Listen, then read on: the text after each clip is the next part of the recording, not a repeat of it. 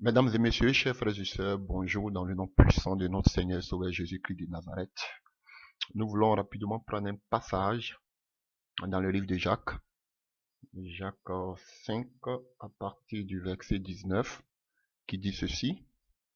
Mes frères, si quelqu'un parmi vous s'est égaré loin de la vérité, et que quelqu'un autre l'y ramène, qu'il sache que celui qui ramènera un pécheur de la voie où il s'était égaré, sauvera une âme de la mort et couvrira une multitude de péchés. Chers frères et sœurs, c'est ce que nous voulons faire ce soir, nous évertuer à faire ce soir, alléluia, c'est de chercher à ramener un pécheur qui s'est égaré de la voie de Dieu, alléluia, pour que cette personne vraiment soit sauvée. Et notre démarche ne consiste pas à incriminer qui que ce soit, à injurer qui que ce soit ou à vilipender qui que ce soit. Nous ne sommes pas mieux que toutes les créatures de Dieu. Alléluia. Notre rôle en tant qu'Église, en tant que lumière du monde, en tant que celle de la terre, alléluia, c'est de donner encore de la saveur, c'est d'éclairer dans ce monde des ténèbres. Ceci étant, chers frères et sœurs, nous voulons faire un enseignement sur 3 volets avec le même thème. Ça va vous faire, par la grâce de Dieu, beaucoup de bien. Un message que Dieu me met vraiment à cœur. Alléluia. Et thème, le thème de cette série d'enseignements, c'est combattre les géants. Combattre les géants. Alléluia. Et pour cela, nous allons prendre notre premier passage dans le livre de Matthieu. Voilà, donc ça c'est le premier volet. Voilà.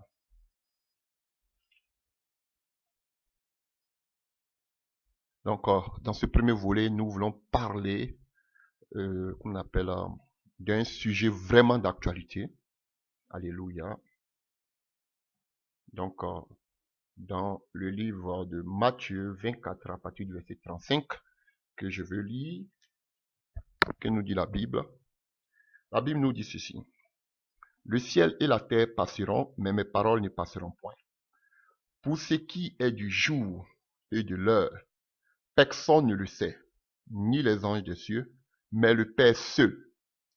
Ce qui arrivera du temps de Noé arrivera de même à l'avènement du Fils de l'homme. Alléluia. Donc la Bible nous dit ici que il y a un événement qui est arrivé du temps de Noé. Et que ce même événement qui est arrivé du temps de Noé doit arriver aussi de nos jours. Alléluia. Comprenez déjà là où nous voulons en venir. Ce qui arrivera du temps de Noé arrivera de même à l'avènement du Fils de l'homme. Car maintenant on nous dit ce qui se passait du temps de Noé. Alléluia.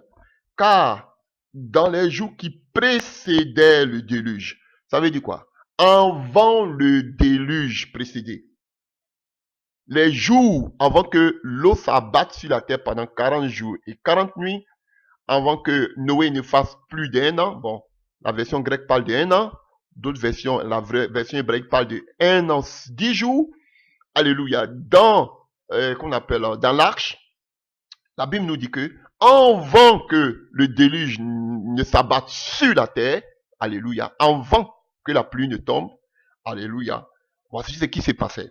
Qu'est-ce qui s'est passé? À ce temps-là, la Bible nous dit que, excusez-moi, pour ce qui est du jour et de l'heure, personne ne le sait, ni les anges des cieux, mais le Père seul. Ce qui arriva du temps de Noé arrivera de même à l'avènement du Fils de l'homme.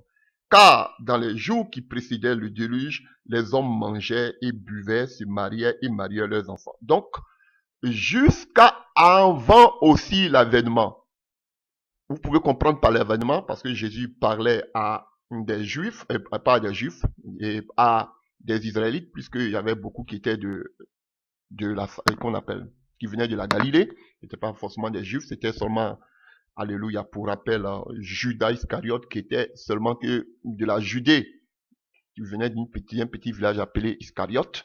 Donc, Jésus parlait du temple. Donc, il parle de l'avènement. Donc, quand il parle de l'avènement ici, automatiquement, les gens qui sont là, et comme c'est relatif à la destruction du temple, ce qui est arrivé, on en parlera Dieu voulant. Alléluia. Donc, il faut allusion au millénium, au retour de Jésus-Christ. Alléluia. La deuxième venue du Seigneur Jésus-Christ de Nazareth. Alléluia. Mais nous, en tant que chrétiens, on peut prendre cette image comme l'image de l'enlèvement. Donc, on vend l'avènement de l'autre Christ, comme Paul le dit aussi dans le livre des Thessaloniciens, on vend le retour de Jésus-Christ de Nazareth. Chers frères et sœurs, ces mêmes événements qui se sont produits du temps de Noé, on vend le déluge, ces mêmes événements vont se produire de nos jours, on vend le retour visible de Jésus-Christ de Nazareth. Donc, frère, voici un signe majeur de la fin des temps. Un signe, alléluia, incontournable de la fin des temps. Mais qu'est-ce qui s'est réellement passé avant le déluge? C'est de ce que nous voulons parler aujourd'hui. Alléluia. Et la Bible nous dit, car dans les jours qui précédaient le déluge, les hommes mangeaient et buvaient, se mariaient et mariaient leurs enfants jusqu'au jour où Noé entra dans l'arche et ne se doutait de rien jusqu'à ce que le déluge vint et les emporta tous. Il en sera du même du Fils de l'homme. Alors, alléluia, vous pouvez continuer. Donc, chers frères et sœurs, vous voyez déjà, tout le monde veut savoir, mais qu'est-ce qui s'est passé? Qu'est-ce qui s'est passé avant le déluge? Qu'est-ce qui s'est passé avant le déluge? Je rappelle que le thème de ce message, c'est combattre les géants. Alléluia. Donc, pour voir ce qui s'est passé, nous allons repartir dans le livre de la Genèse 6 pour voir effectivement ce que s'est passé. Alléluia. Genèse 6. Disons Genèse 6 à partir du verset 1. Lorsque les hommes eurent commencé à se multiplier sur la face de la terre, et que des filles leur furent nées, vous allez voir que dans la généalogie, vous ne voyez pas le nom des femmes, parce que c'était comme ça, chez les Hébreux, on ne mettait pas le nom dans la généalogie, on ne mettait pas le nom des femmes dans la généalogie. Donc, Adam avait eu des filles qui ne sont pas mentionnées. Alléluia. Donc, on nous dit que lorsque les hommes eurent commencé à se multiplier sur la face de la terre et que les filles leur furent nées, les fils de Dieu, alléluia, on fait allusion, quand on parle des fils de Dieu, on parle des anges. Les fils de Dieu virent que les filles des hommes étaient belles. Et les fils de Dieu ici, alléluia, en hébreu, on les appelle les Néphilim. En hébreu, les Néphilim, qui veut dire tomber, les anges déchus. Alléluia. Et on va voir un autre thème qui nous parle précisément de cela. Vous voyez, quand vous allez prendre, je suis rapidement dans le livre de l'Apocalypse, laissez-moi un peu me balader dans la parole. Voilà. Allez, on prend Apocalypse 12, vous pouvez voir qu'il y eut une guerre dans le ciel. Michel et ses anges combattit contre le dragon, et le dragon et ses anges combattirent, mais ils ne furent pas les plus forts. Et leur place ne fut plus trouvée dans le ciel. Ils furent précipités, le grand dragon, le serpent ancien appelé le diable et Satan, celui qui séduit toute la terre. Et il fut précipité sur la terre, et ses anges furent précipités avec lui. Vous comprenez? On va arriver tout à l'heure dans le livre de Jude. Jude va bien nous expliquer les choses. Alléluia. Donc, on revient à nos tests. Donc, il y a eu une guerre dans le ciel. Donc, les fils de Dieu virent que les filles des hommes étaient belles. C'était pas les anges, alléluia, de Dieu. C'était des anges que Dieu avait créés, mais qui se sont rébellés au ciel, qu'on appelait les Néphilim, qui veut dire, en hébreu, les Néphilim, qui veut dire les anges déchus, qui veut dire tomber, ceux qui sont tombés du ciel. Vous avez vu que tout à l'heure, en Apocalypse 12, on dit qu'ils étaient précipités. Et qu'on appelle Jude, que nous allons lire tout à l'heure, on va dire qu'ils ont quitté leur demeure. Vous voyez? Donc, on parle, alléluia, des néphilim, des démons, des anges déchus, voilà, qui étaient des anges, mais qui ont été déchus suite à leur rébellion. Voilà. Donc, on nous dit ici que les fils de Dieu, les anges déchus, ont vu que les filles des hommes étaient belles, ils les ont pris pour femmes. N'est-ce pas? Alléluia. Alors que quand on prend Luc 10, Luc 20 du moins, à partir du verset 35, on peut lire. Luc 20, permettez que je cherche rapidement.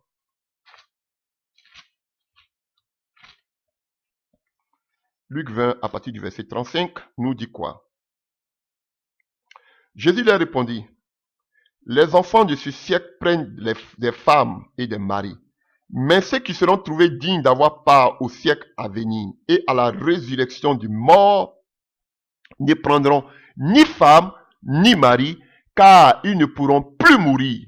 On nous parle de l'église qui sera enlevée. On ne pourra plus mourir. Alléluia. On ne pourra plus se marier. Voilà. Et le Seigneur dit ici, car ils ne pourront plus mourir, parce qu'ils seront semblables aux anges. Et qu'ils seront les fils de Dieu, étant fils de la résurrection. Alléluia. Vous voyez, donc Jésus veut nous dire ici que à la résurrection, on sera comme des anges, parce qu'on sera qu'on appelle, on n'aura plus, on ne pourra plus se marier, on ne pourra plus prendre de femmes, on ne pourra plus prendre d'hommes, alléluia, et qu'on ne pourra plus mourir. Pour vous dire, pour votre information, pour vous dire que les anges ne meurent pas. Alléluia. Les anges ne peuvent pas prendre des femmes, alléluia, vous comprenez?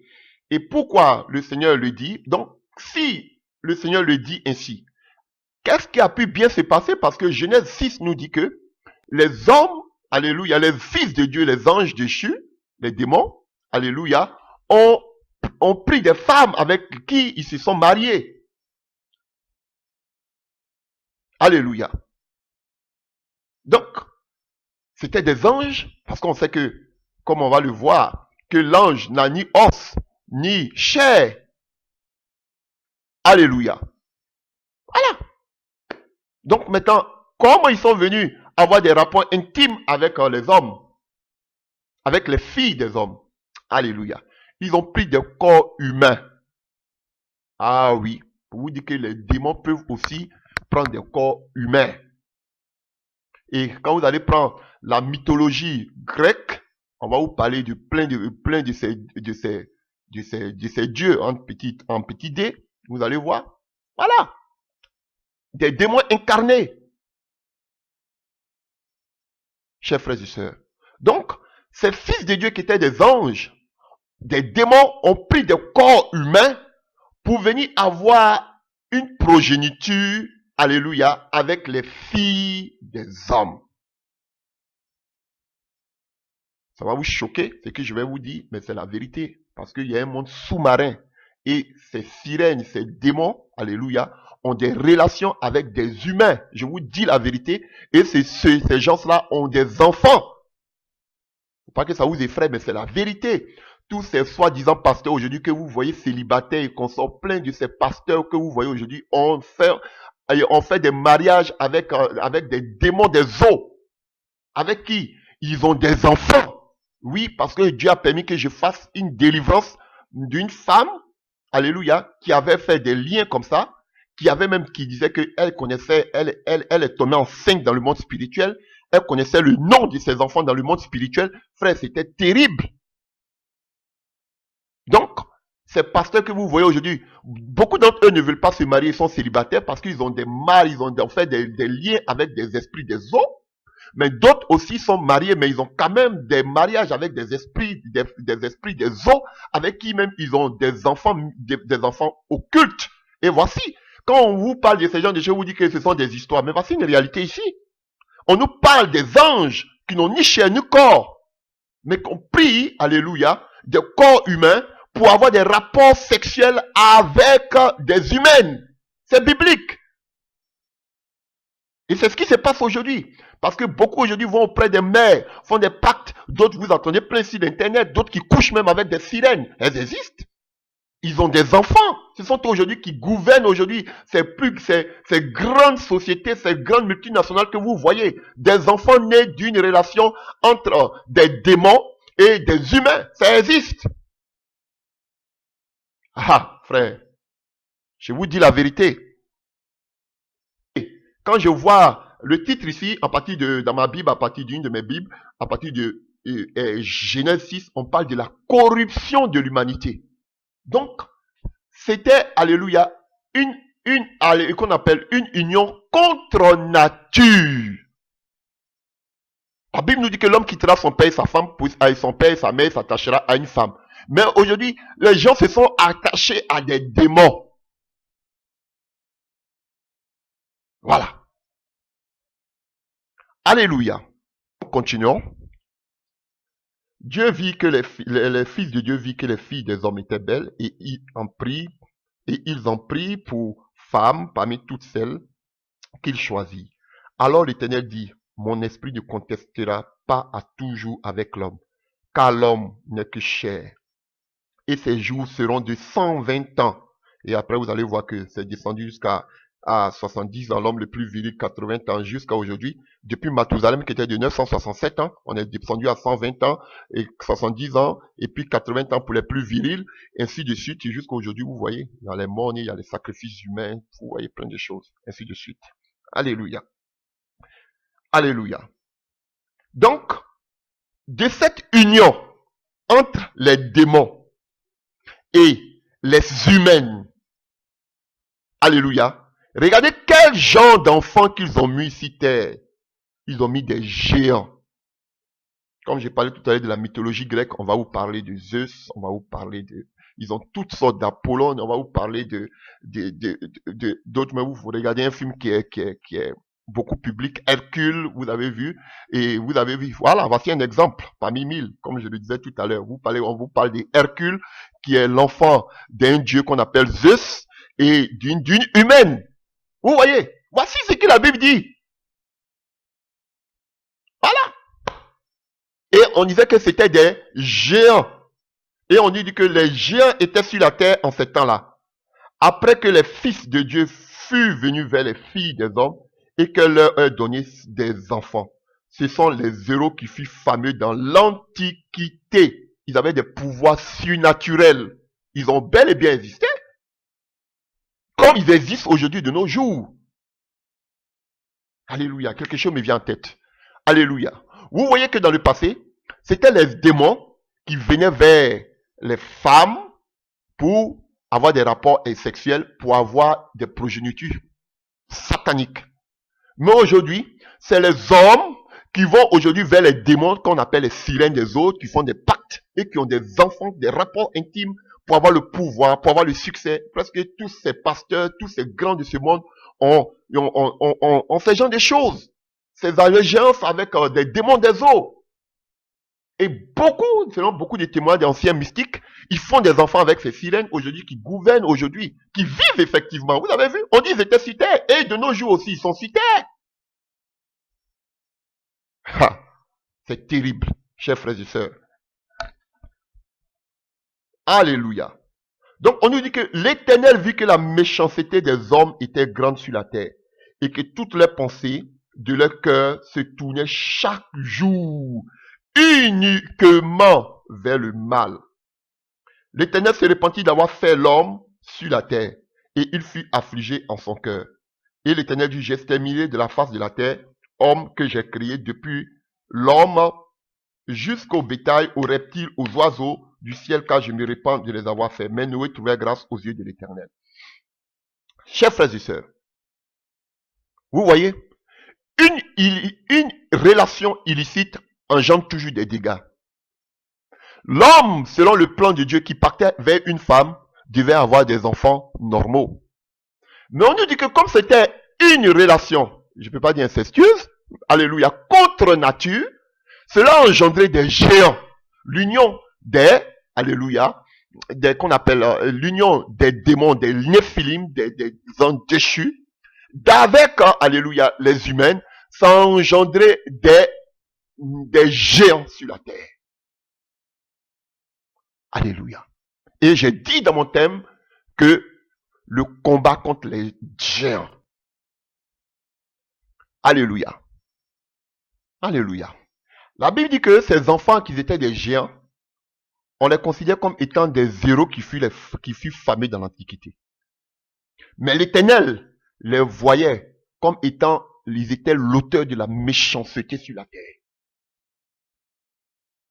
Et quand nous lisons le livre de Apocalypse que nous avons lu, la Bible dit que malheur à vous la terre, en Apocalypse 2, 12 du moins, car Satan est descendu vers vous, animé d'une grande colère, sachant qu'il lui reste peu de temps. Et quand ces démons, ces néphilim, sont descendus, ont été précipités, sont tombés, chers frères et sœurs, ils ont amené une violence terrible sur la terre. Chers frères et sœurs. Et voyons quelques violences, voyons quelques aspects, alléluia. Cela peut représenter nos vies, alléluia, lorsque nous faisons des alliances contre nature, alléluia, dans des pactes, dans des sectes, alléluia. Lorsque nous faisons des alliances avec des esprits mauvais, chers frères et sœurs, cela engendre la destruction totale. Et je voudrais aller un peu plus loin pour vous dire que, mais on va voir la réaction de Dieu face à tout cela. Dieu n'a pas essayé, qu'on appelle d'immonder, ou bien Dieu n'a pas essayé, alléluia, de chercher qu'on appelle des solutions, une sorte de solution, pour pouvoir parfaire, alléluia, qu'on appelle cette nature. Non. Dieu avait été catégorique. Dieu dit que quoi? Le monde était corrompu. Alléluia. Dieu dit que quoi? Il ne peut plus, il va détruire toute la terre. Il avait résolu, alléluia, de détruire toute la terre. Parce que quoi? Le cœur de Dieu était quoi? Affligé. On dit que Dieu était affligé en son cœur. Parce que ces démons-là, ces néphilim ont amené la désolation sur la terre. Et entre autres, nous pouvons citer quel genre de désolation ils ont envoyé sur la terre. La première des choses qu'on peut voir, ils ont souillé la postérité de l'homme. Alléluia. L'homme devait quitter son père et sa mère, s'attacher à sa femme et former un seul corps. Alléluia. Voilà. Pour, alléluia, perpétrer, pour continuer, alléluia, le mode qu'on appelle vital ici-bas. Mais ils sont venus souiller, alléluia, ce processus. Mélanger la progéniture de Dieu. N'est-ce pas? Ils ont souillé.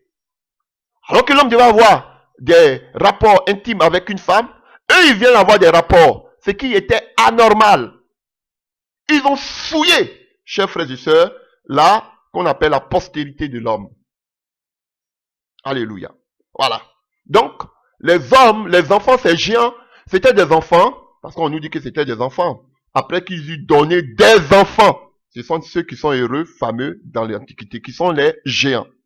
Et chers frères et sœurs, Dieu n'a pas caressé ces géants, ou bien Dieu n'a pas dit, bon, d'accord, je vais essayer d'évangéliser ces géants. Dieu a automatiquement détruit tous ces géants. Même les animaux étaient plongés, oh alléluia, dans l'immoralité.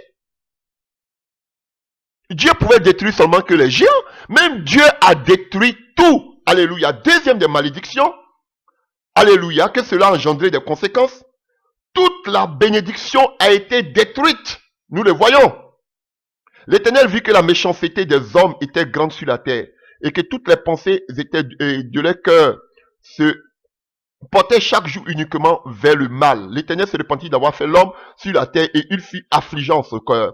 Et l'Éternel dit, j'exterminerai. Il n'a pas dit que non, on va voir, on va essayer. Dieu, je suis amour, on va essayer. La Bible dit que Dieu a exterminé de la face de la terre.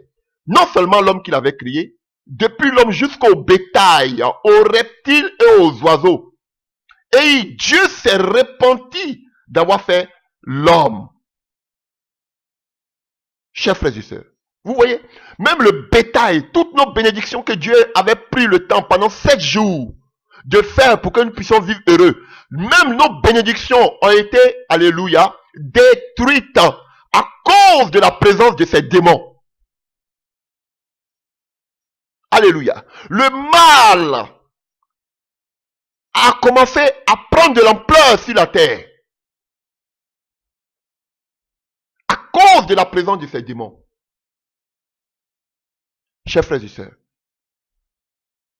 Alléluia. Et la Bible nous dit quoi? La terre était corrompue devant Dieu. La corruption est entrée. Alléluia. Et la Bible nous dit que la terre était pleine de violence. La violence aussi est entrée à cause de la présence de ces démons. Donc, tout ce que nous vivons aujourd'hui, frère, ne date pas d'aujourd'hui. Alléluia. On dit même Dieu regardait la terre et voici, elle était corrompue, car toute chair avait corrompu sa voix sur la terre. Alléluia. Un autre aspect encore de la présence, un aspect négatif de la présence de ces Néphilim sur terre. Alléluia. La durée d'âge de l'homme a pris un coup. C'est le péché. Mathusalem, 967 ans, l'homme qui a plus vécu. On tombe à 120 ans. Alléluia. Pourquoi? Dieu le dit. Alléluia. Alors, l'Éternel dit, mon esprit ne contestera pas à toujours avec l'homme, car l'homme n'est que chair, et ses jours seront de 120 ans. À quoi ça servirait de laisser l'homme vivre éternellement longtemps? Longtemps, aussi longtemps. Alléluia. Alors qu'il connaît déjà le mal. Ça ne sert à rien. Quelqu'un qui connaît le mal, qui vit dans le mal, qui vit longtemps, mais il va encore faire plus de mal.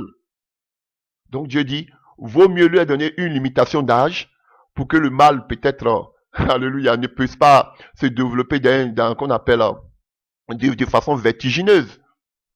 Chers frères et sœurs, donc non seulement le mal était là, la corruption était là, alléluia, toutes les actions des hommes étaient mauvaises, alléluia. L'âge, la durée de vie a pris un coup, toutes les bénédictions, Dieu a soufflé sur toutes ces bénédictions à cause du péché parce que c'est un Dieu saint. Chers frères et sœurs, à cause de la présence de ces démons. Alléluia. Il y a un passage qui me touche vraiment. À partir du verset 5, Genèse 6. L'Éternel vit que la méchanceté des hommes était grande sur la terre, et que toutes les pensées de leur cœur se tournaient chaque jour uniquement vers le mal. Chaque jour que Dieu faisait, il ne faisait que faire des abominations. Alléluia, chers frères et sœurs. Et ce qui est intriguant, ce qui fait peur, c'est que le Seigneur nous dit, dans le livre de Matthieu 24, que cette période alléluia, déluge, avant le déluge, arrivera de même, la même manière, avant que Jésus-Christ ne revienne. Frère, ça fait peur. Alors, quelle est la particularité? Quel était le péché? On a vu plusieurs choses, plusieurs conséquences de la présence de ces Néphilim sur terre. Mais il y avait un péché majeur qui a poussé Dieu à se repentir, alléluia, et à chercher à exterminer la terre. Ici, on a dit que ils sont venus vers les filles des hommes et ils ont eu quoi? Des géants. La race des géants. Alléluia. Et ces géants, comme ils étaient mi-démons, mi-humains, alléluia, ils étaient que tournés vers le mal. Et c'est de la même manière de nos jours aujourd'hui, je vous dis. C'était les hommes à l'époque, c'était les anges, des démons qui venaient vers les femmes, mais de nos jours, comme je vous ai pris l'exemple d'Hercule, alléluia, Père Zeus et sa, qu'on appelle, et sa mère était aussi une humaine, et d'autres diront encore, alléluia, j'ai pas de preuves, que l'Antichrist serait aussi l'enfant du diable en personne avec une humaine. Alléluia. Mais on voit aujourd'hui qu'il y a des esprits des eaux, où les hommes vont avoir aussi des relations avec ces esprits des eaux, et aussi ils font des enfants. Et bel et bien, oui, chers frères et sœurs, ce n'est pas de la magie ou bien de la... Je ne veux pas, c'est pas, je ne veux pas, alléluia, vous faites peur, mais ces démons-là existent bel et bien. Ces relations que ces humains ont avec ces sirènes-là, ces démons des eaux, et ces enfants qu'ils ont existent bel et bien dans ce monde. Chers frères et sœurs, vous avez vu qu'on dit que les démons avaient des rapports sexuels avec des humains et les enfants vivaient sur la terre.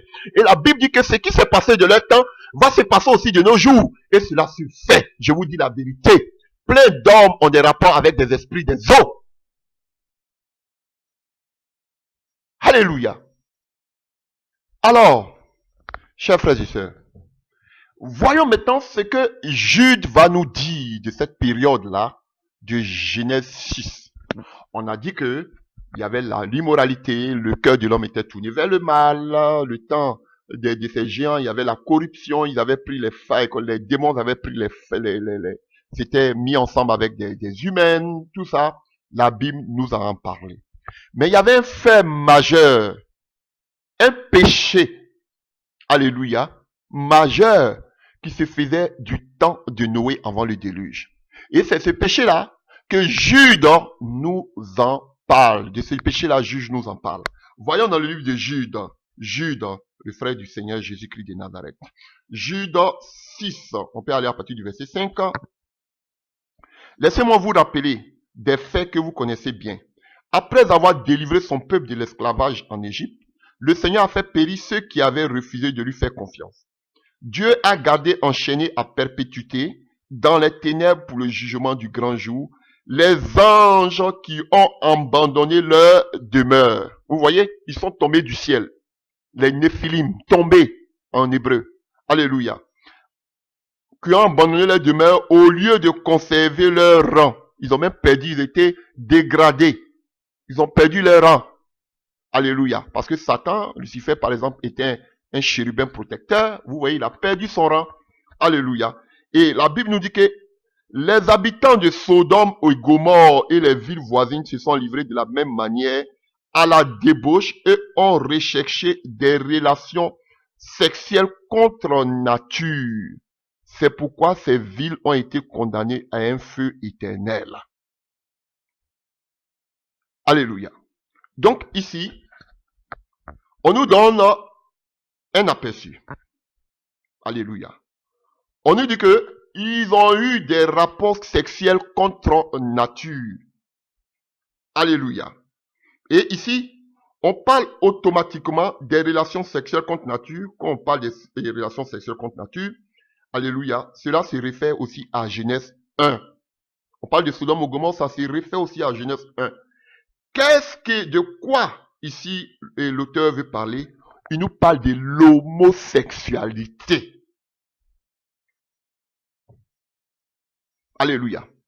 Non seulement ces démons, alléluia, sont venus, ils ont amené la désolation. L'âge de l'homme a été réduit. Ils ont perverti la sémence de Dieu, la postérité. Toutes nos bénédictions sont parties. Ils ont amené le mal, la violence sur la terre. Et en dehors de cela, qu'il y a eu des rapports avec les humains pour avoir des géants sur terre, chers frères et sœurs, ils ont créé entre les humains l'immoralité sexuelle, chers frères et sœurs, les relations sexuelles contre nature, chers frères et sœurs, l'homosexualité. Ah oui. L'homosexualité. Et si je vais aller vite dans la conclusion, Dieu n'a pas dit, ok, oui, l'homosexualité, ça peut être normal parce que, et oui, peut-être qu'ils sont des hommes, mais au-dedans, ils sont des femmes. Oui, l'homme peut choisir lui-même et le genre du sexe qu'il est. C'est une abomination. Dieu n'a pas caressé cela. Dieu a détruit seulement à cause de l'homosexualité. Il a détruit toute la création. Alléluia. La Bible nous dit que Dieu était affligé en son cœur. Et il dit, je vais exterminer toute la terre. Alléluia. Parce que tout simplement, l'homosexualité, des relations contre nature, Dieu en a horreur. Chers frères et sœurs. Et vous voyez, on vous parle ici de l'origine de l'homosexualité. L'homosexualité est venue des démons. Les fils de Dieu, les anges déchus, les néphilim. L'homosexualité est venue des démons. Donc quelqu'un qui est homosexuel, il est possédé d'un démon. Je vous dis oui fort. Voilà, parce que c'est une relation contre nature. Tu es un démon. C'est pas une question de dire non, ça passe, je choisis mon genre, je suis libre, vous êtes en retard sur les mentalités. Tu es en retard sur la mentalité biblique. Tu es possédé. Tu as besoin de délivrance. Parce que l'homosexualité est arrivée pour la première fois dans ce monde par des démons.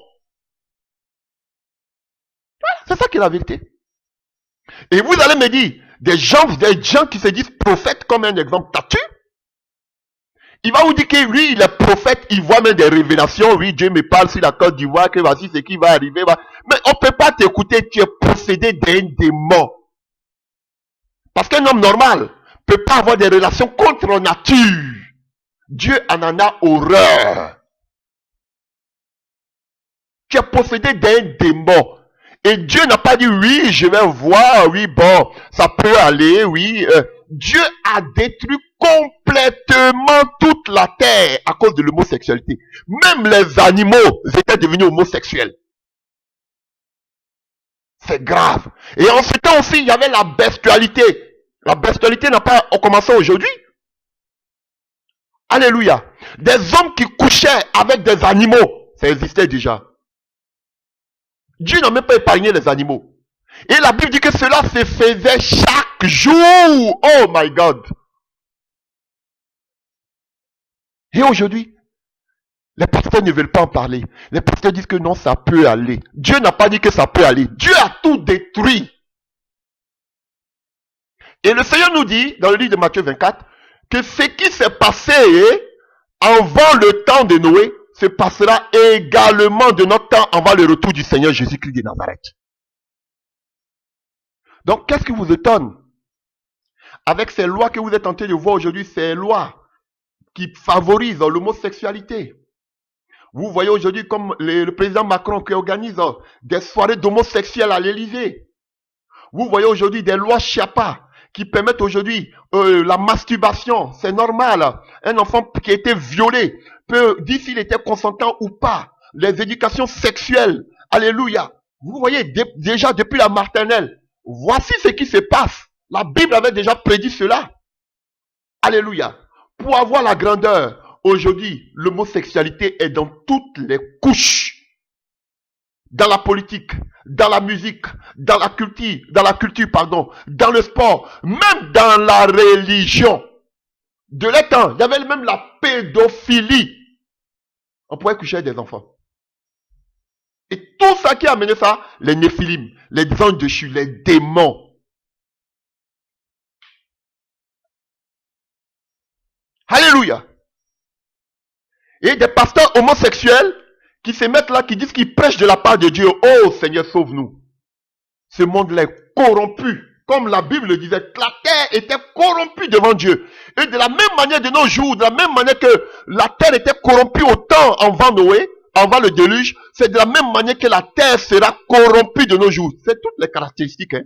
De la même manière que nos bénédictions, alléluia, les bénédictions qu'on appelle, Dieu a tout détruit, les bénédictions. Regardez aujourd'hui la souffrance, la famine partout. La même malédiction se perpétue.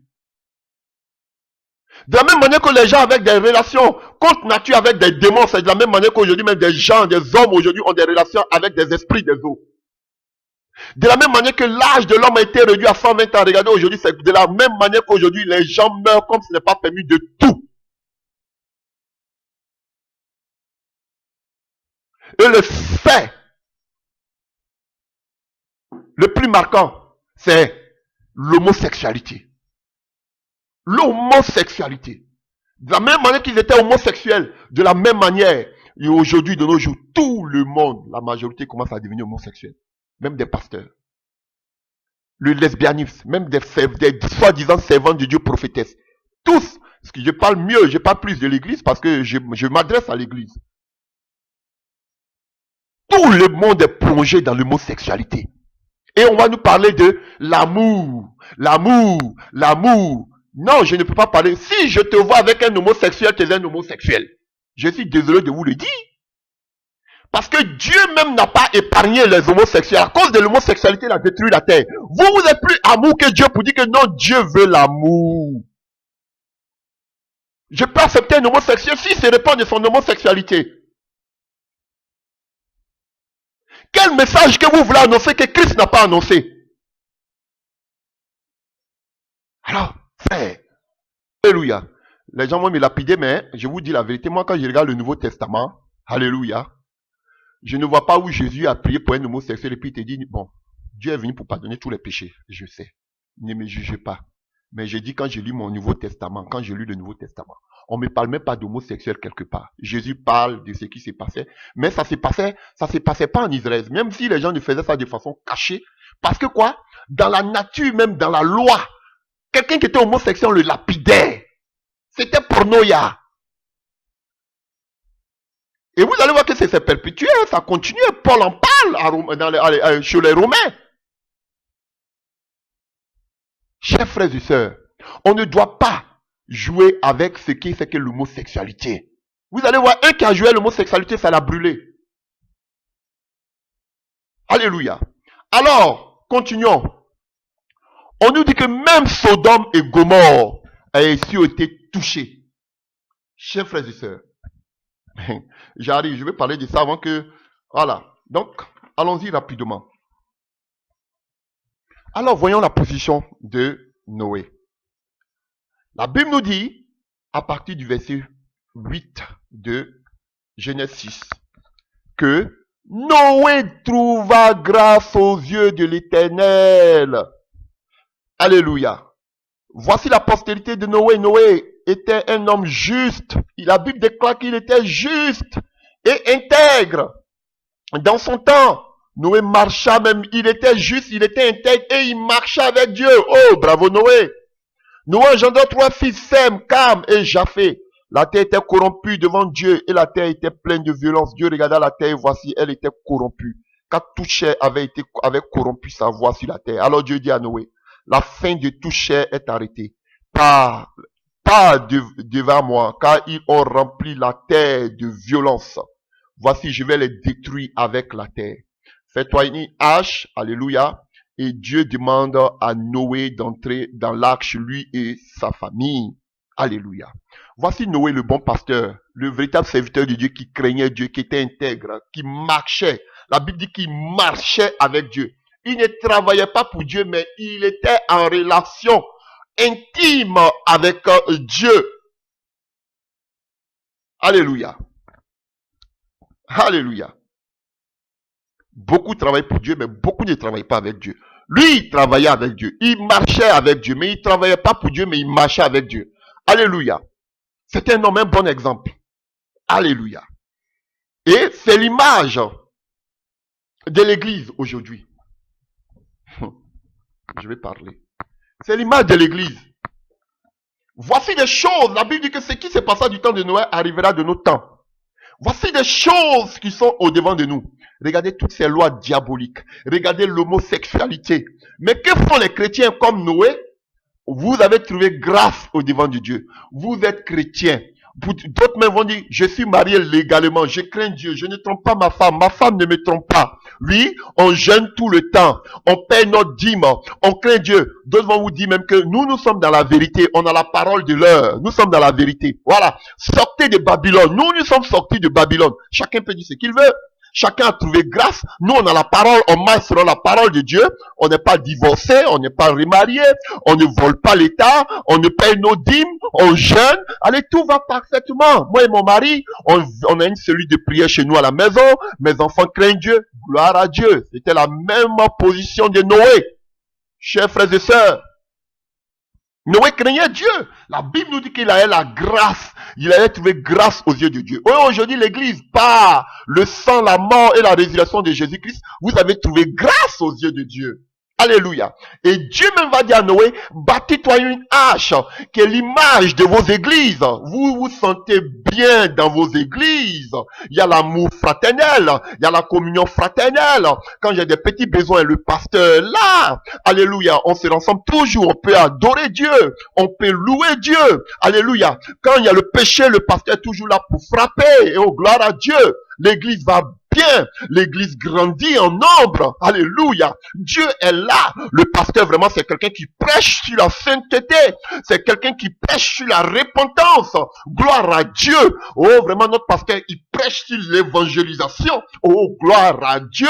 L'église était abondée, comme on le voit dans l'église de Noé. Il y avait les gens de mauvaise vie. Alléluia. Qui venaient, ils venaient en deux. Il y avait même des couples. Alléluia. Qui étaient des témoignages vivants dans l'église de Noé. Il y avait des gens de mauvaise vie parce qu'il a pris les animaux de toute espèce, les animaux purs comme impurs. Dans l'église de Noé, tout allait bon train. C'était une bonne église florissante où Dieu se manifestait. Alléluia. Alléluia. Et Noé ne se... Alléluia. Vous comprenez déjà, vous avez la révélation. Et Noé ne se préoccupait pas de ce qui se passait dehors. L'église d'aujourd'hui ne se préoccupe pas du monde qui l'entoure. L'église d'aujourd'hui ne se préoccupe pas, alléluia, de ces lois diaboliques, alléluia, de toute cette machination mise en place par le diable pour pouvoir détruire le monde. L'église, non, est barricadée dans les quatre murs, dans son, qu'on appelle, dans l'arche. Et ils se sentent bien. Pourquoi? Parce qu'ils ont trouvé grâce à Dieu, au devant de Dieu. Parce qu'ils marchent avec Dieu. Parce qu'ils sont intègres. Parce qu'ils sont justes, comme la Bible nous dit. Ils vivent dans la sainteté, ils vivent dans la sanctification, ils jeûnent, ils prient. Alléluia, ils ne critiquent personne. Voilà, nous sommes dans la vérité. Voilà, nous ne sommes pas comme les autres. Alléluia. Voici Noé. Il craignait Dieu et aussi il avait bâti une église là où il y avait toutes sortes d'animaux, impurs comme purs. Alléluia. Tout le monde était dedans. Et Dieu lui-même ferme la porte. Dieu était au contrôle dans cette église. Le Saint-Esprit se manifestait puissamment dans cette église de Noé, n'est-ce pas? Alléluia. Et on a vu que l'église de Noé pouvait marcher sur les eaux, pouvait au moins sur les eaux, pouvait aller de l'avant, comme Moïse, alléluia, qui est passé sur l'eau, malgré le déluge. L'église de Noé allait de l'avant, malgré les persécutions, l'église de Noé persévérait. Gloire à Dieu. Voici l'état de l'église aujourd'hui. L'église n'est pas concernée par ce qui se passe à l'extérieur. L'église se cantonne seulement que sur la Bible. L'église se cantonne seulement que sur l'organisation. Alléluia. Et voilà, c'est fini. Non, la Bible a déjà parlé des choses des derniers temps. On n'a plus besoin de parler de ces genres de choses. On n'a plus besoin de s'emmerder. Voilà. Dieu même va s'en occuper, puisqu'on a vu que même c'est Dieu qui a puni, alléluia, tous ceux qui vivent mal. Donc, laissez Dieu lui-même, il va s'en occuper. Gloire à Dieu. Alléluia. Mais nous allons un peu plus loin. Alléluia. Mais quand nous lisons Genèse 9, à partir du verset 20, alléluia, la Bible nous dit que 40 jours, 40 nuits de pluie, un an dans l'arche, ils sortent, l'Esprit de Dieu se manifeste, ils sont sauvés, gloire à Dieu. Mais vous n'allez pas rester toujours dans votre confort, chrétien. Tu vas pas toujours rester à côté de ton pasteur, chrétien. Alléluia. Tu vas pas toujours rester dans ton assemblée. Alléluia. L'ennemi t'attend dehors. Église de Dieu, Dieu vous attend dehors. Et la Bible nous dit que Noé est sorti de sa barque, lui et ses enfants. Voilà, ils étaient saints. Tous ceux qui étaient impurs étaient tous tués par Dieu. Il sort de sa barque et il avait qui? Il avec ses enfants et on nous dit qu'il a commencé à cultiver la terre. Noé était dans l'arche. Il ne voyait pas et pour lui, il n'allait jamais sortir. Mais à un moment, tu vas sortir. Ne pensez pas que vous allez rester dans votre milieu de... Voilà pourquoi beaucoup ne veulent pas laisser les assemblées et les églises. Ils sont attachés au bâtiment. Parce qu'ils pensent que c'est là qu'est le confort, c'est là qu'est la restauration. Mais tôt ou tard, vous allez sortir pour cultiver comme Noé. Noé est sorti de l'arche, là où il avait le confort, il se sentait bien. Oui, mon pasteur prêche bien. Oh, quand je viens, je suis sûr que le pasteur va me prêcher, ça va me toucher. Mais tôt ou tard, tu seras seul, dehors. Alléluia, comme Noé. Noé est sorti de l'arche pour cultiver. Les problèmes qui fuyaient l'ont retrouvé. Alléluia. C'est ça, église, qui vous attend. Restez là seulement à regarder vos Bibles. N'affrontez pas les dangers qui sont là, qui dans ce monde dans lequel nous sommes. N'en parlez pas au milieu de vous. Dites seulement que nous parlons de la Bible seulement dans notre âge, comme Noé. Mais tôt ou tard, Noé ne s'attendait pas. L'homme qui était juste, l'homme qui craignait Dieu, l'homme qui était intègre, l'homme qui marchait avec Dieu, la Bible dit un jour, il a commencé à planter et il a commencé à s'enivrer. Nous sommes dans ce monde, chers frères et sœurs. Ah oui. Comment cet homme qui était juste, qui était intègre, qui marchait avec Dieu, alla planter une vigne et il a commencé à s'enivrer de cette vigne. L'ivresse spirituelle, le mélange, la corruption, la confusion totale dans laquelle l'église a commencé à entrer. Regardez, vos églises sont corrompues, comme au temps de Noé. Vos églises sont perverties, mélangées. Chers frères et sœurs, l'ivresse spirituelle, la grande Babylone a commencé à entrer dans l'église. Chers frères et sœurs. Et Noé qui craignait Dieu a commencé à s'enivrer. Et qu'est-ce qui s'est passé? Ce qui devait arriver, arriva. C'est le temps de prendre le taureau par les cornes, chers frères et sœurs. L'église, c'est à vous que vous devez vous engager dans le combat pour dénoncer ces pratiques, pour commencer à informer de tous ces dangers. Vous devez commencer à en parler, même dans vos familles. Qu'est-ce qui se passe? Noé, est-ce que tu as parlé de toute cette tragédie qui est arrivée à tes enfants? Tu leur as parlé du danger? Vous étiez saints, vous étiez dans l'église, vous étiez peut-être les bishops. Vous n'avez jamais pensé que cela pouvait arriver dans votre famille. Alléluia. Un jour, la Bible nous dit que Noé était ivre, il était couché. Et son petit-fils Canaan est venu avoir des rapports incestueux, des rapports qu'on appelle une relation homosexuelle avec son grand-père Noé. Qui aurait cru? Église, tu penses que tu as l'abri parce qu'aujourd'hui tu crains Dieu. Alléluia, ça ne dépend pas de celui qui court. Alléluia. Vaut mieux la fin d'une chose que son commencement. Tu cours bien. Qui t'a dit de t'arrêter, comme Paul le dit? Tu es chaud aujourd'hui. J'espère que tu seras toujours chaud jusqu'à la fin. J'espère que tu ne te refroidiras pas. Parce que la vigne de l'ivresse, la vigne de la corruption, la vigne, alléluia, de qu'on appelle de l'immoralité va frapper à ta porte. Et cela a frappé même en plein cœur. A commencé même par Noé jusqu'à sa descendance. Aujourd'hui, tu te dis, oui, tout va bien. Parce que tu ne veux pas en parler, tu veux seulement parler de la Bible, de la Bible, de la Bible, de la Bible, de la Bible et de la Bible à tes enfants et à ton église. Ah, laissez, ça, ce sont les choses des derniers temps. Nous ne devons pas en parler, laissez. Voilà, tu penses que tu as l'abri. Non, moi j'ai donné une bonne éducation chrétienne à mes enfants. Ok, ça peut pas arriver. Combien de pasteurs aujourd'hui ont donné des éducations? Chers frères et sœurs, on a vu aujourd'hui les enfants de ces pasteurs qui ont... Regardez aux États-Unis, j'ai regardé une émission sur les enfants des pasteurs. C'est terrible. Dans la drogue, dans l'homosexualité, dans les partous. Pas possible. Voilà, voici ce monde. Pourquoi? Parce que vous ne voulez pas faire face à ce qui se passe autour de vous. Dans ce monde, sur cette terre, toutes ces lois sataniques, voici la loi Chiapa. Combien de pasteurs en ont parlé? Ah non, laissez ça, c'est pour le monde, c'est la politique.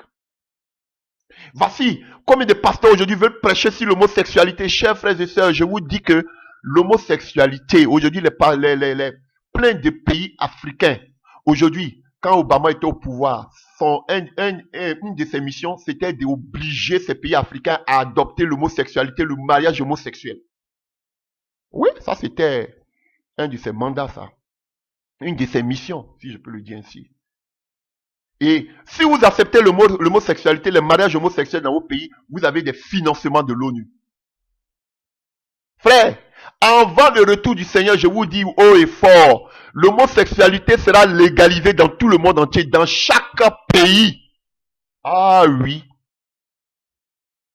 Et aujourd'hui, aux États-Unis, il y a des églises. Aujourd'hui, ça a commencé à être maintenant, du temps d'Obama, c'était officiel. Alléluia. Aujourd'hui, chers frères et sœurs, avant de prêcher dans une église, tu dois venir parler, tu dois venir exposer ton thème pour voir si dans ta prédication, il n'y a pas de thème contre l'homosexualité. Tu ne peux plus parler de l'homosexualité dans tes prédications. Sinon, on ferme ton église, entre guillemets. Excusez-moi quand je dis église, j'espère que vous comprenez. On ferme tes bâtiments.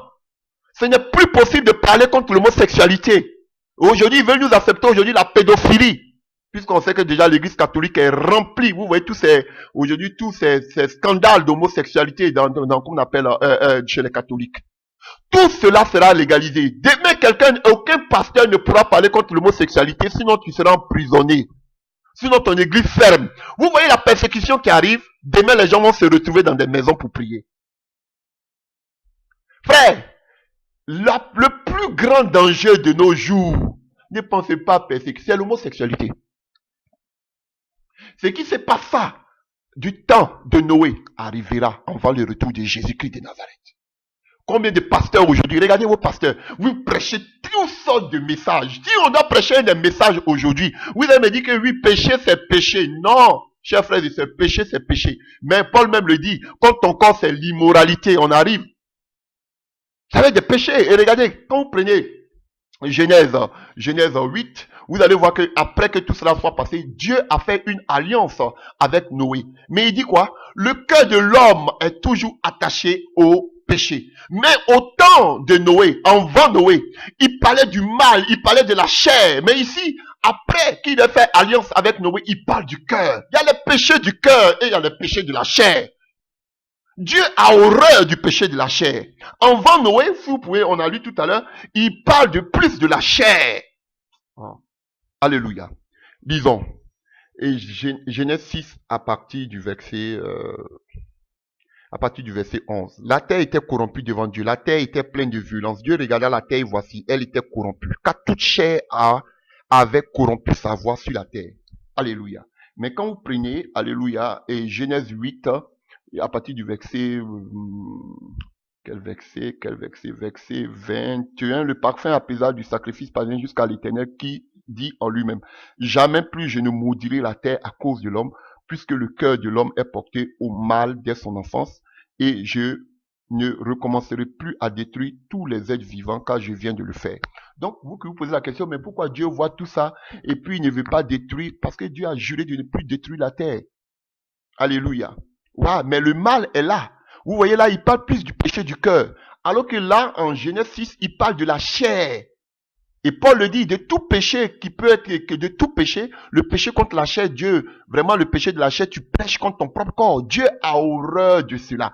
Et Dieu n'a pas dit que quand c'était le péché de la chair, il n'a pas dit que non, je vais voir, mais il a détruit. Il parle plus du péché du cœur.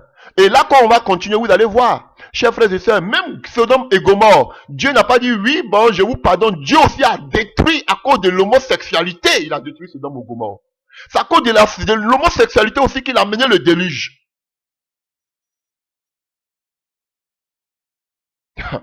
Mais vous faites rire. Et c'est là on veut accepter ça dans l'église. Oui, on peut accepter. Frère, c'est une relation contre nature, c'est l'abomination. Quelqu'un qui vit dans l'homosexualité, il est un démon. Donc de telles personnes ne peuvent pas venir me parler, je vais les écouter.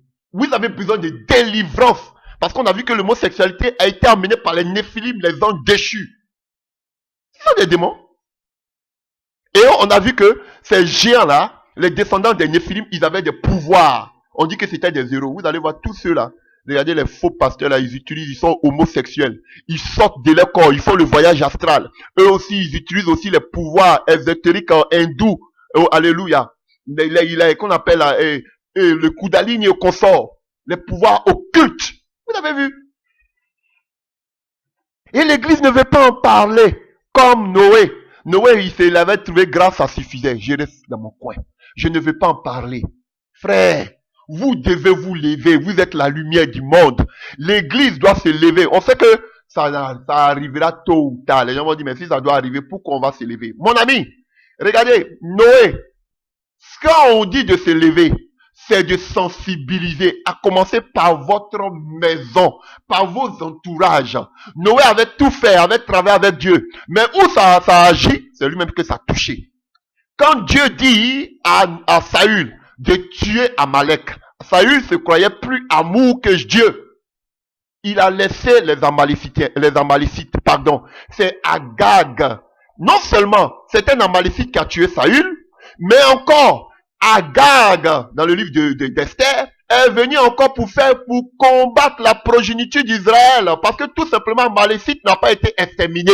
Chers frères et sœurs, si vous n'exterminez pas l'homosexualité du milieu de vous, si vous ne sensibilisez pas, si vous ne parlez pas, je veux que même ce soit le message de tout pasteur. Trop de prédications, ça doit être le message central de tout. Parler des choses de nos temps avant le retour. Et la chose la plus flagrante avant le retour du Seigneur, c'est l'homosexualité. Tout pasteur doit commencer à parler de ça. Voilà. Si vous voyez un pasteur qui parle de l'homosexualité, c'est que vraiment, chers frères et sœurs, il peut faire semblant. Mais un véritable serviteur de Dieu doit parler de l'homosexualité. C'est en cela que vous pouvez les reconnaître.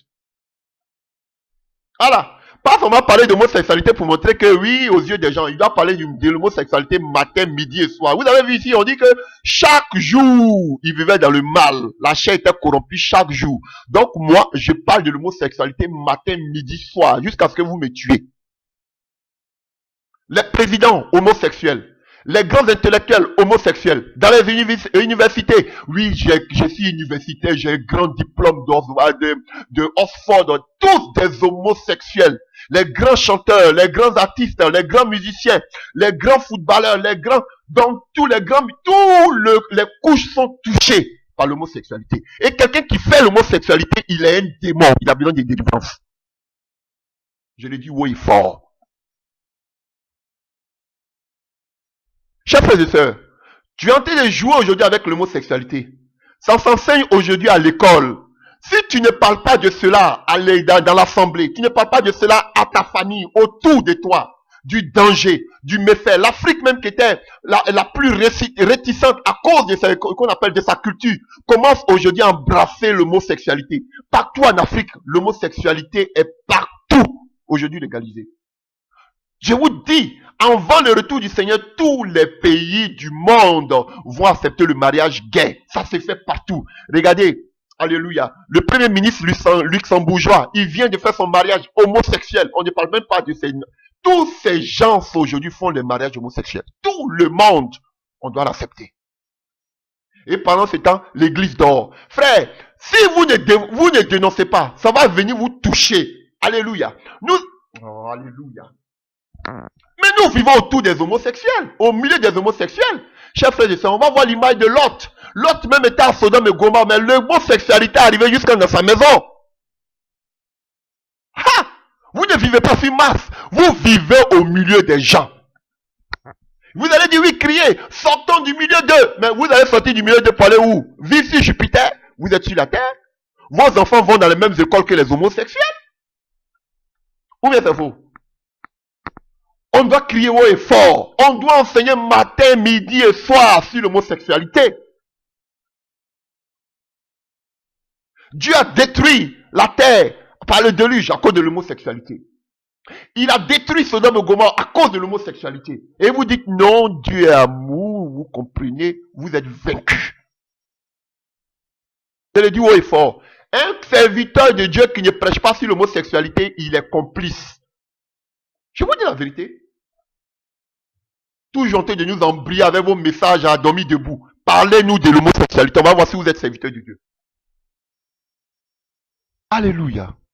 Le mal, vous pouvez faire tous les enseignements. La Bible nous dit que Dieu a dit à Noé dans le livre de Genèse 8, jamais plus je maudirai la terre à cause de l'homme, puisque le cœur de l'homme est porté vers le mal dès son enfance. Qui aurait cru? Ce n'est même pas le fils de Noé, Cam, qui a couché avec son père. Mais c'est qui? Son petit-fils Canaan, qui allait le sodomiser pendant qu'il était ivre. Mais Dieu venait d'exterminer tous les homosexuels. Dieu venait de détruire toute la terre. Mais le mal était déjà dans le cœur. Ah oui. Et où l'enfant, le petit-fils, alléluia, de Noé a pu savoir ces genres de choses jusqu'à les sodomiser. Non seulement il commet l'abomination, il commet encore l'inceste. Son grand-père, il va le sodomiser pour vous montrer à quel point le péché, alléluia, Pourtant, Dieu voulait détruire tout le monde par le déluge. Petit-fils va sodomiser son grand-père. Ah, chers frères et sœurs. Et c'est avec ça vous jouez. L'homosexualité à n'importe quel point de route. Tu veux aller faire un kiloclone vitae, je dis un kiloclone vitae, tu veux déposer, postuler, demander du travail, on te demande d'abord à te sodomiser. On me l'a fait, on me l'a demandé. J'ai déposé mes papiers pour avoir de l'embauche. On me dit, tu peux avoir l'embauche, mais à moins qu'on te sodomise. On me l'a dit devant Dieu. Voici ce monde. Et les chrétiens sont là sur les pêches, parce que je n'ai même pas ça, la chair, avec des costumes, de gros ventres. Toujours en train de parler de la prospérité. Restez là. Ce sont ces petits enfants. Mais comment le petit enfant a pu savoir cela? Le mal était déjà fait. Bien vrai que Dieu a détruit, mais le mal est là. Il faut en parler. Non, Noé était trop saint. Noé était trop intègre. Noé créait trop Dieu. Une erreur. L'ivresse. L'ivresse spirituelle va envoyer aujourd'hui. Aujourd'hui, toute cette église de Dieu est dans l'ivresse spirituelle. Et le péché, les pasteurs sont dans l'homosexualité. Des servants de soi-disant servants de Dieu prophétesses. Des lesbiennes, l'immoralité sexuelle. Jusqu'à dans l'église de Noé, l'homosexualité est arrivée. Pourtant, il était saint, il craignait Dieu. Dieu même était là. L'homosexualité était là. Parce que vous pensez que l'homosexualité, c'est seulement dehors. Il y a des homosexuels dans vos soi-disant églises. Parlez haut et fort de l'homosexualité. Il a sodomisé son grand-père. Sodomisé son grand-père. C'est pas Cam, c'est Canaan. Et on voit que toute sa progéniture, vous pouvez voir, nous parle de toute la progéniture de Canaan. Alléluia. Et on voit que le père même Canaan avait commis l'homosexualité. Où il a enlevé cela? On ne sait pas. Le mal était déjà fait, malgré que Dieu a frappé le monde du déluge. Et regardez toute la progéniture. Alléluia. Il est le père de Couche, Canaan. Il est le père des Philistins. Il est le père des Sidoniens, d'où vient qu'on appelle Jézabel. Il est le père des Cananéens, d'où de Babylone, la Babylonie. Il est le père des Jébousiens, des Amoriens. Alléluia. C'est lui. Vous voyez? Donc, toute sa descendance qu'on appelle, a adopté l'homosexualité. Canaan. Toute sa descendance. Qu'on parle, alléluia, de couche faite en allusion à tous ces peuples d'Arabie, hein. Alléluia. Toute sa descendance a accepté l'homosexualité, l'immoralité, chers frères et sœurs. Et quand vous allez prendre Genèse 11, on tombe sur qui? La tour de Babel. Avec Nimrod. Descendant de qui? De Canaan. Là encore l'abomination. Dieu descend encore pour détruire. Il confond le langage. C'était terrible. Le péché était déjà là. Et puis, c'est quitté où? De l'enfant du bishop, de l'archibishop Noé. Canaan. Bien vrai que Dieu avait détruit. Et ça a commencé. Ça continuait. Ça continuait jusqu'on arrive à Genèse combien? 19. Genèse 19, n'est-ce pas? Alléluia. Là, on parle maintenant de quoi? De Sodome et Gomorrhe. Alléluia. On peut le lire. Genèse 19. Le soir, à partir du verset 1. Le soir, les deux anges arrivèrent à Sodome. Lot était assis à la porte de la ville. En les voyant, il se leva pour aller à leur rencontre. Et se prosterna face contre terre. Il est dit, s'il vous plaît, mes seigneurs, acceptez de faire un détour et de venir loger dans la maison de votre serviteur. Vous pourrez vous laver les pieds et vous passerez la nuit avant de poursuivre votre route. Non, lui répondit-il, nous passerons la nuit sur la place. Mais Lot, insistant tant qu'il finit par accepter de se rendre dans sa maison, il leur fit préparer un bon repas et cuit du pain sans levain, et il s'est mis à manger. Car il fut sur le point de se coucher la nuit, la maison fut encerclée par les gens de la ville. Tous les hommes de Sodome, jeunes et vieux, alléluia, étaient venus là des différents quartiers de la ville. Il appela Lot et leur demandait, où sont les hommes qui sont venus chez toi cette nuit? Amène-les nous pour que nous couchions avec eux. Dans d'autres versions, on va dire pour que nous les connaissions. Ça, c'est une autre version où on dit pour que nous puissions coucher avec eux, que c'est horrible, chers frères et sœurs. Vous voyez, on nous dit au verset 4, tout jeune et vieux, même les jeunes étaient plongés dans l'homosexualité. Regardez le petit enfant qu'on appelle de Noé, l'enfant de Cam qu'on appelle Canaan. Il était tout jeune, mais il a sodomisé son grand-père, Noé. Jeunes comme vieux, ils étaient tous dans l'homosexualité. Femme ne leur disait plus rien. Ils voulaient avoir des rapports contre nature. Voici Sodome et Gomorrhe. Dieu est descendu lui-même. Il dit le péché de Sodome et Gomorrhe est arrivé jusqu'à ses oreilles, à ses yeux. Il est descendu lui-même pour voir. Chers frères et sœurs, et Dieu a vu l'abomination, il l'a détruit. Et vous dites quoi? Partout où il y avait l'homosexualité, Dieu a détruit. Non, Père t'a mis des homosexuels, Dieu a amour. J'aime les homosexuels, mais je n'aime pas l'homosexualité. Ah, je vous dis la vérité. Tu es homosexuel. Dans l'assemblée où je suis en train de prier, je te dis que tu es homosexuel, tu dois changer de vie. Si tu ne veux pas, tu as besoin d'une délivrance. Si tu veux que je prie pour toi, pour ta délivrance, je prie. Si tu dis non, tu veux rester comme ça, je te mets dehors. Dis que c'est de la discrimination. Alléluia. La Bible, l'homme, qu'on appelle le monde, a été fondé là par Dieu. Et la Bible parle de l'essence de la création. Vous ne pouvez pas venir changer toute la création. On dit non, il faut évoluer dans la mentalité. Non, c'est être fou. Voilà.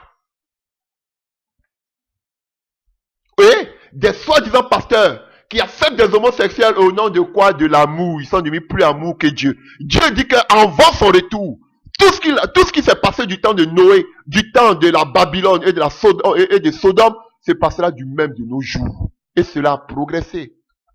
Chers frères et sœurs, nous devons détruire ce géant qui est l'homosexualité.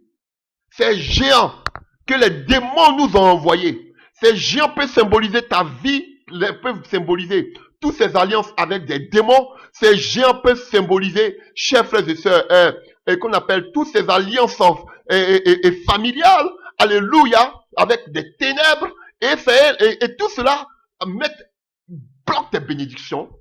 Tout cela, je pense à s'il y a un autre volet, détruit ta vie. Souvent même ça atteint par la maladie. Tout cela dans ta vie. Et qu'est-ce que toi tu fais? Tu es là, non, Dieu a le contrôle, Dieu a le contrôle. Pourquoi tu chasses toujours les démons? Pourquoi tailler toujours? Pourquoi toujours la délivrance? Pourquoi ceci? C'est fini, moi je suis chrétien. Voilà, c'est fait. C'est fini, c'est fait. Voilà, on a prié, c'est fait. Alléluia, c'est fait. Voilà.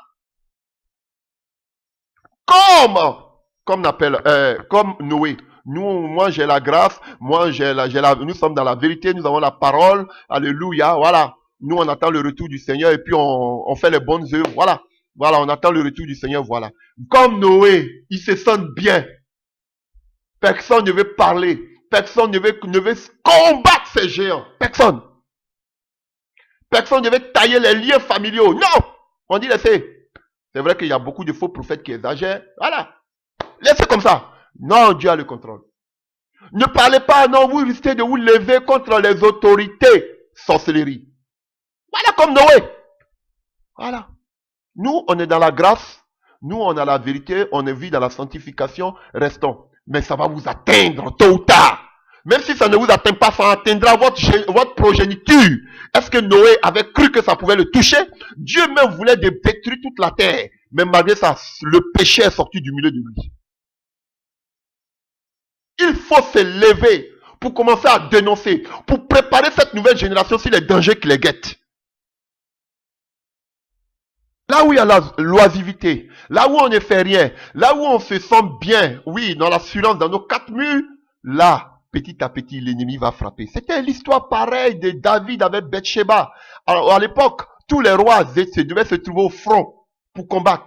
David se sentait à l'aise. Il était sur le toit de son palais. Il se baladait. Il avait la grâce de Dieu. Il était loin de Dieu. Il était préféré de Dieu. L'homme selon le cœur de Dieu. Tout ce que vous voulez. Mais ça l'a pas empêché en plein cœur de son palais. Il est tombé. À plein cœur de son palais. C'est même pas dit que dans le camp de l'ennemi. En plein cœur de son palais. Une petite Légèreté, une petite distraction de l'église, l'ennemi a frappé au milieu. Coucher avec Bathsheba. Commettre un meurtre en tuant Uri. Voilà. On doit toujours sur le qui-vive. Frère, je vous dis la vérité. L'heure est grave. Frère, en dénonçant, toi, tu te protèges. Ah, je vous dis la vérité.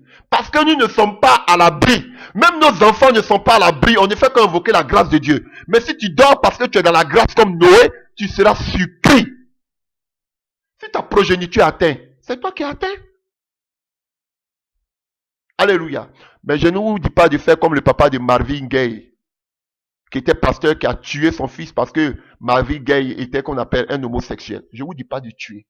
Parce que je dis, il faut dénoncer ces genres de choses. Et prier. Prier, sérieusement.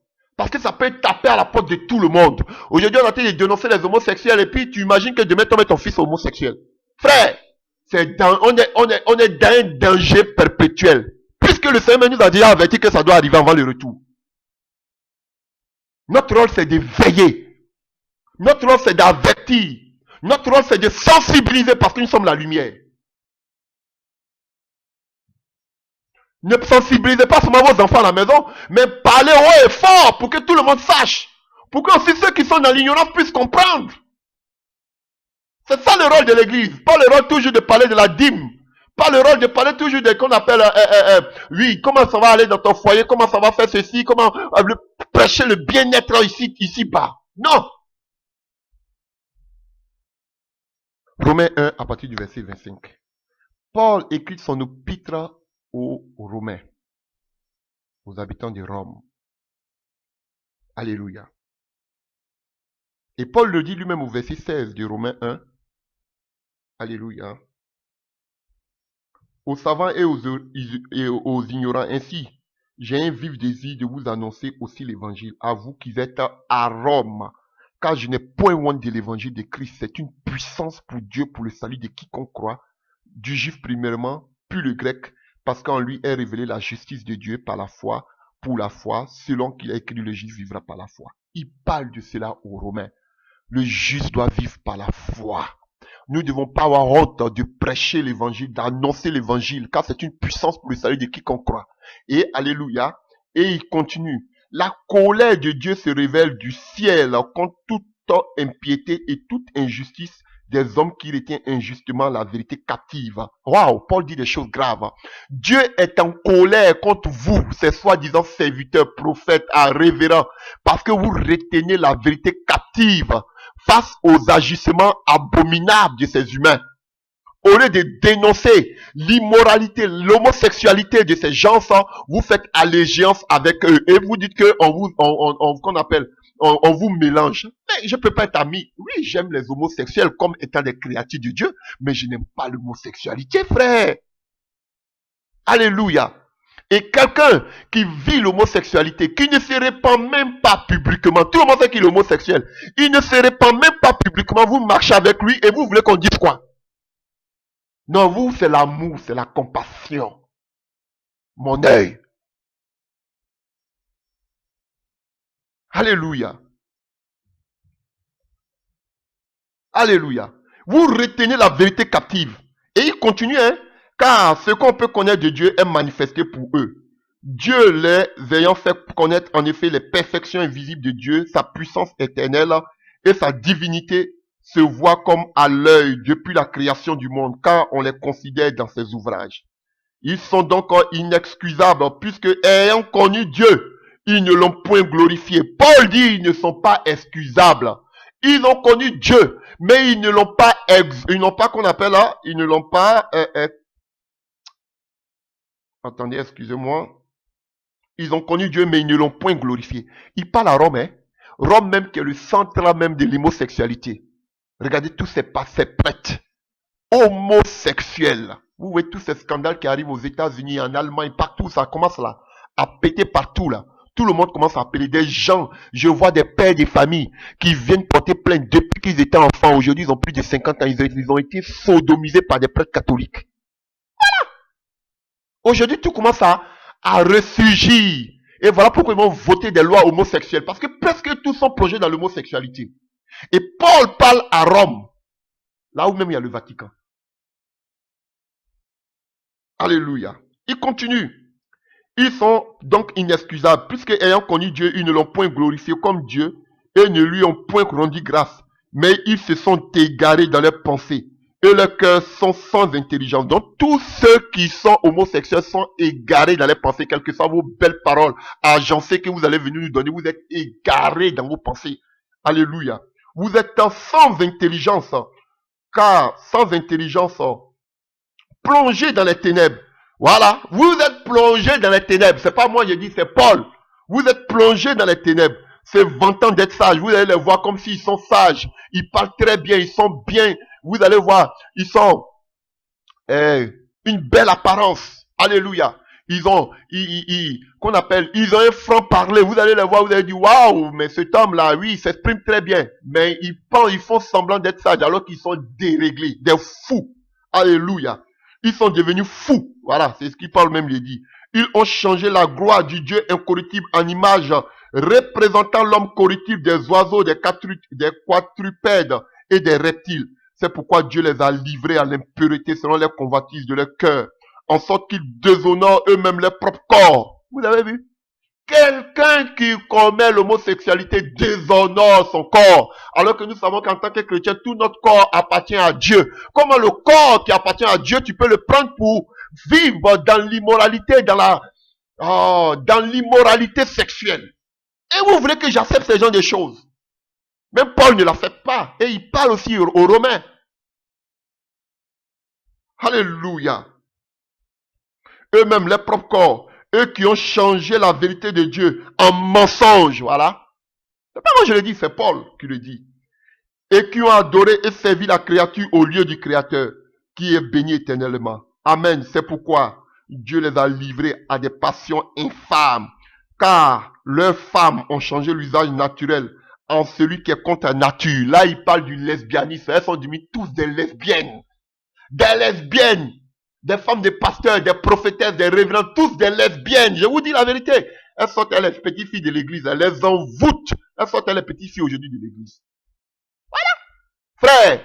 Mais tôt ou tard, Dieu nous donnera. Dieu permettra, touchera le cœur des personnes qui vont venir nous rendre des témoignages. On va le mettre fort. On va vous dénoncer. Bande d'homosexuels et bande de qu'on appelle de lesbiennes. Vous serez dénoncés. Je vous dis, Dieu a horreur de l'homosexualité. Voilà. Dieu les a livrés à leurs passions infâmes, car leurs femmes ont changé l'usage naturel. Il dit leurs femmes, hein, donc ça veut dire que même des femmes mariées. En celui qui est contre nature, et de même les hommes abandonnant l'usage naturel de la femme, se sont enflammés dans leurs désirs les uns pour les autres. Oh, alléluia, l'homosexualité, commettant homme avec homme, des choses infâmes. Donc Paul appelle l'homosexualité, c'est une œuvre, une chose infâme. Recevant en eux-mêmes le salaire qui méritait leur égarement. Quelqu'un qui vit dans l'homosexualité est égaré.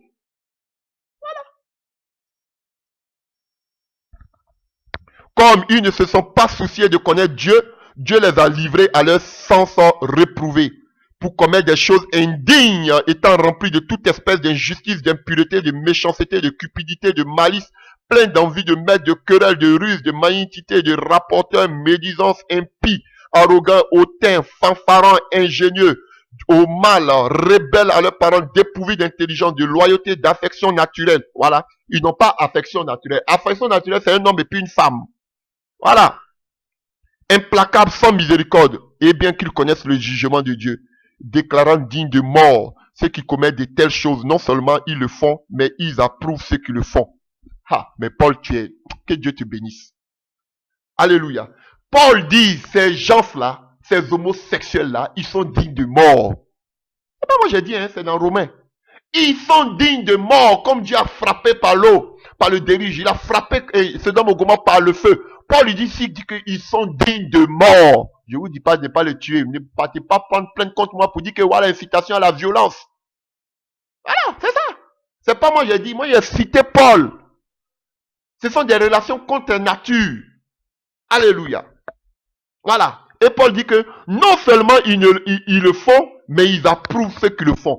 Donc quelqu'un qui approuve l'homosexualité, lui-même il est digne de mort. Il s'est perdu.